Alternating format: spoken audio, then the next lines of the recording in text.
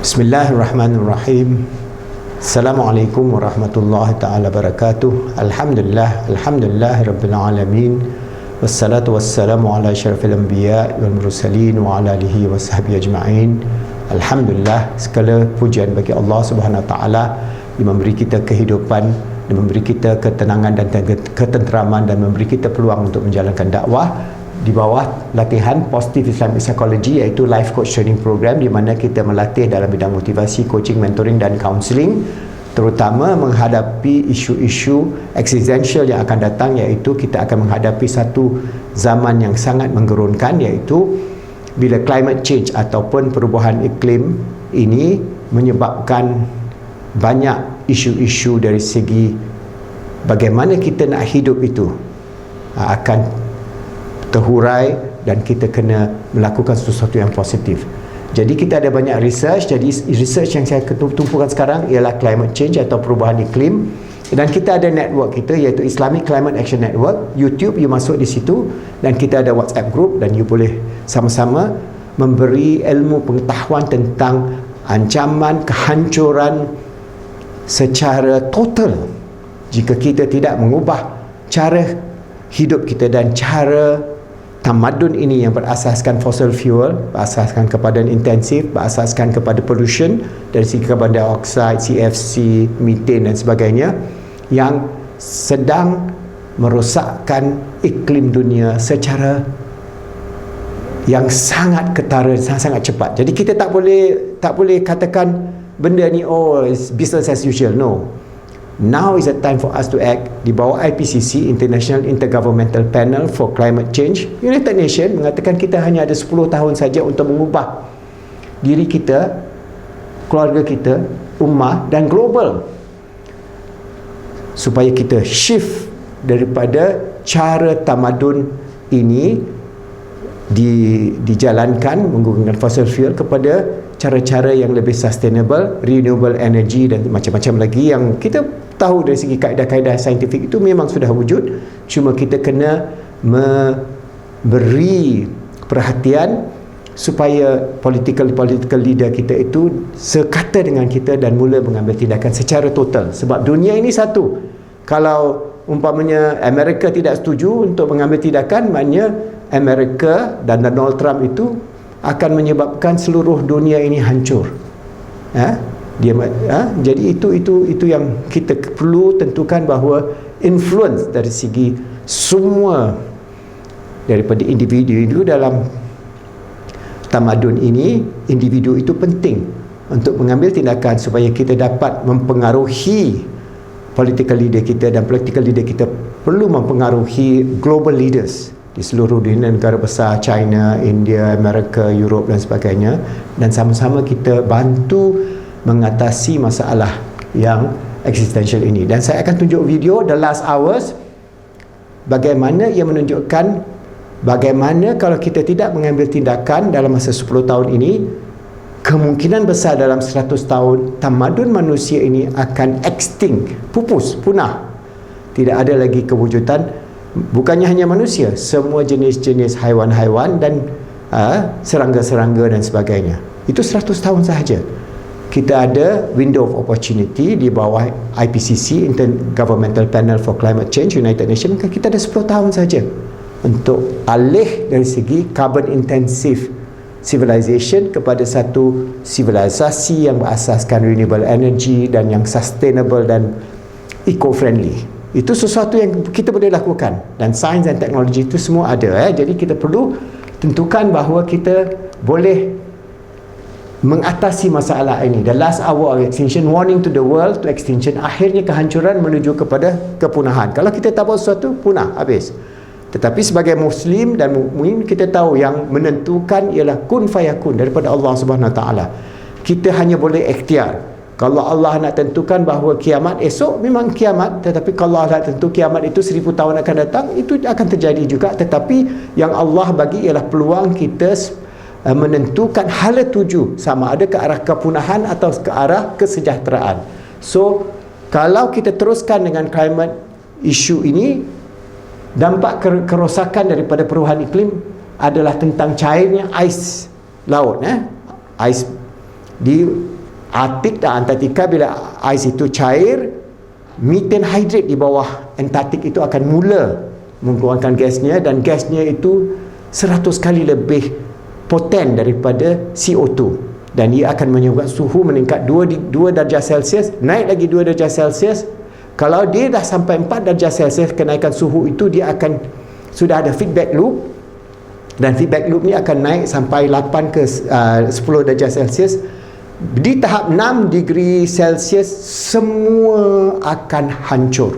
Dunia ini dan semua kehidupan di dunia ini kemungkinan besar akan hancur.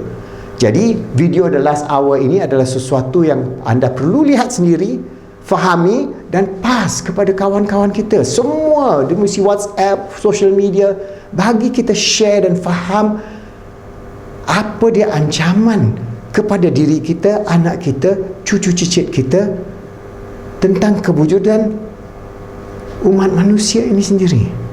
Kalau kita biarkan political kita yang rakus, yang greedy, yang tidak kisah, akhirnya bila semuanya rosak, bukan hanya kita jadi mangsa, mereka pun akan jadi mangsa. Yang billionaire dengan berbil-bilion duit kertas mereka, apa gunanya?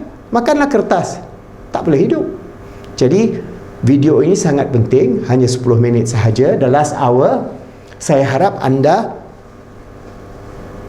suruh mereka subscribe kepada kita punya YouTube kita, channel YouTube kita, dan sebarkanlah video The Last Hour ini yang akan kita tayangkan selepas ini kepada seramai mungkin sahabat-sahabat anda, dan sama-samalah kita secara positif menangani isu perubahan iklim ini, dan sama-sama cuba menyelamatkan apa sahaja yang kita boleh lakukan, sebab kita ditugaskan oleh Allah menjadikan diri kita baik, membantu orang lain jadi baik, dan jadikan dunia ini baik. Akhirnya kalau Allah sudah tentukan kiamat itu akan terjadi 100 tahun, inna lillahi wa inna ilaihi raji'un. Tetapi kalau Allah sudah tentukan 1000 tahun lagi, kita ikhtiarkan daripada sekarang supaya anak cucu cicit kita dapat kehidupan yang sejahtera, yang adil dan yang saksama, yang dapat menjadikan kita semua khalifah Allah di muka bumi, sentiasa menjadikan diri kita baik, membantu orang lain jadi baik, dan jadi dunia ini baik, insya-Allah.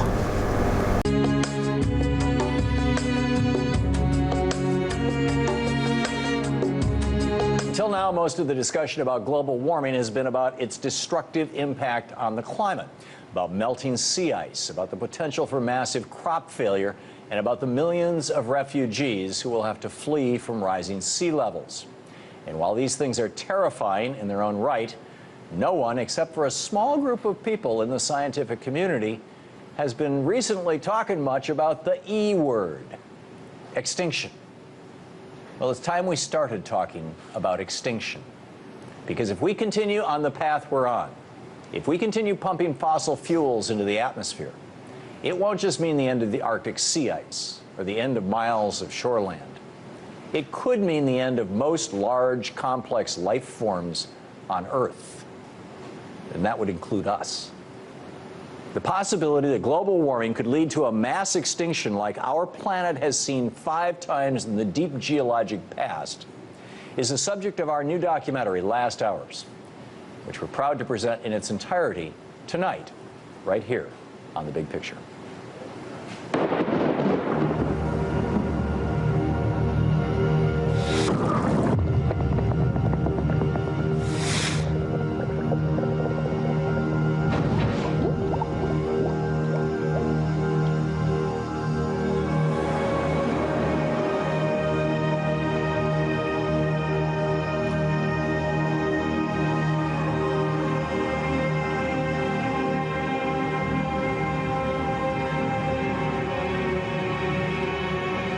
Consider this, nearly all life on Earth could go extinct because of man-made climate change.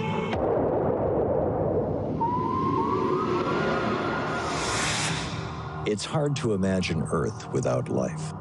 We take life for granted, but life has not always flourished here. The Earth has experienced dramatic loss of life, or what we call mass extinctions, 5 times over the course of geologic history. Each one of these events has resulted in the loss of more than half of all life on Earth.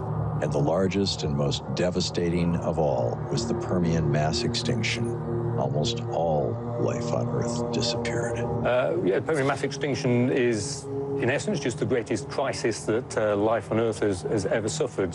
By the end of the Permian mass extinction, 95% of all life on the planet was dead. And why is this important today? Because today, a sixth extinction is underway, one that will test the survival of not just human civilization, but possibly of the human species itself. And it bears a horrifying resemblance to several previous global warming-driven events, like the Permian mass extinction. I think it is certainly extremely significant that a lot of the main crises of the past are associated with global warming, and so with obvious implications for the present day. When we think of extinctions, we think of the dinosaur-killing KT mass extinction, which was triggered by a sudden catastrophic collision with a meteorite. But the most deadly force behind all extinctions isn't from outer space. It's from underground, underwater, and under the ice, where trillions of tons of carbon lies in wait in the form of frozen methane. If this methane melts and is released into the atmosphere, it will produce a sudden and massive global warming. During the Permian mass extinction, greenhouse gases were released by volcanic eruptions in an area that is today called the Siberian Traps.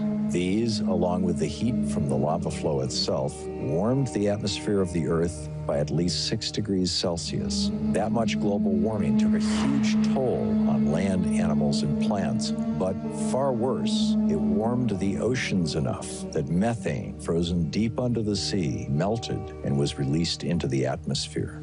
That enormous release of methane, a powerful greenhouse gas, pretty much doubled the level of global warming and killed off over 95% of all life, both on Earth and in the seas. It's a kind of a scary thought, but maybe one of the best geological analogs for the kinds of rapid changes in climate and CO2 in the atmosphere that we're going to witness now and for the next few centuries, potentially, is this end Permian time when, as you know, that culminated in one of the largest mass extinctions that we know of. And of course, looking at these ancient events shows us times of global warming. And the atmosphere doesn't care whether the carbon dioxide comes from human activity or from a volcano. It has the same end effects. The numbers are very similar from some of the giant lava flows in Siberia. The amount of carbon dioxide they release is very similar to the sort of fossil fuel burning carbon dioxide release that we're doing sort of decade after decade today. Today, carbon dioxide in the atmosphere is above 400 parts per million, a level not seen any time in the history of human life on Earth. We are increasing CO2 levels in the atmosphere at rates far greater than any of the most rapid events that happened in the deep geological past. There is no precedent for what we are doing to the atmosphere. It is an uncontrolled experiment. As you warm the environment, that causes the release of more carbon, which is either methane or carbon dioxide, into the atmosphere. That in turn increases the rate of warming, which releases even more carbon. And you can see how this begins to cause a so-called positive feedback, or just an ever-increasing amount of heating. At the end of 2012, the World Bank issued a report warning governments around the world that a 5-degree temperature increase is likely unless drastic action is taken to curb carbon emissions. And a 6-degree increase was, according to some scientists, all it took to pass a tipping point during the Permian mass extinction. There's a virtual scientific consensus that 6 degrees was all it took to initiate the PETM. In both cases, it involved massive releases of methane. We know that in the bottom of the seafloor, large parts of the ocean margins have methane in a solid phase. And what happens is that when you change the temperature, it can dissociate, or you can think of it as melting this frozen methane phase. And so the idea is that during some of these events, we have some triggering or initial cause that forces the ocean temperatures to warm, especially in deep parts of the ocean. And then that dissociates or melts this solid methane phase, which then goes into gas, which can get into the ocean and the atmosphere. Methane is way worse than carbon dioxide. It's inert right now in the soil. It's not affecting anybody in any way. When you warm it, it becomes a gas. Then it starts acting immediately as a greenhouse gas. So this is an immediate and very short-term threat to planetary civilization. The risk is so-called runaway greenhouse, which is the self-correcting mechanism cease to kick in, and you heat by a little bit, and you release methane. That then causes excess heating, and you release more methane, and so it goes on. That's probably the biggest issue that we face. Sea level change is a big one, too, a very expensive one to manage, but the methane release from the tundra, once that gets underway, we reach a point where we lose the option of having an effective mitigation strategy. We can always abandon coastlines, but if we activate enough of the carbon reservoir in the terrestrial biosphere, that becomes unmanageable. So that's unfortunately kind of a doomsday scenario that our trajectory is pointed to. Most disconcerting, the Arctic ice sheet that keeps the carbon stable is melting rapidly. In July 2013, the Arctic lost 41,000 square miles, an area half the size of Kansas, every single day. And scientists have witnessed kilometer-wide columns of methane gas bubbling up from the ocean floor, suggesting the tipping point to runaway climate change is dangerously close. While it appears we've already passed the tipping point for an ice-free Arctic in the summer, other tipping points could be centuries, generations, or just years down the road. The big danger about tipping points is that you can only recognize them when it's too late to do anything about it. So why should we risk these catastrophic events? In the case of climate change, our planet's life support system is at stake. So it is our obligation to take every precaution to stop it. We must begin to reduce carbon emissions dramatically. Yet, at this moment, we're facing a crisis of world leadership.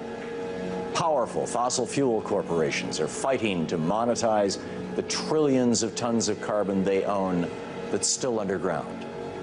The world community, global citizens, governments, leaders, NGOs, and corporations must come together, step forward, and take decisive action. Let's continue the research, but let's not wait until we pass more tipping points.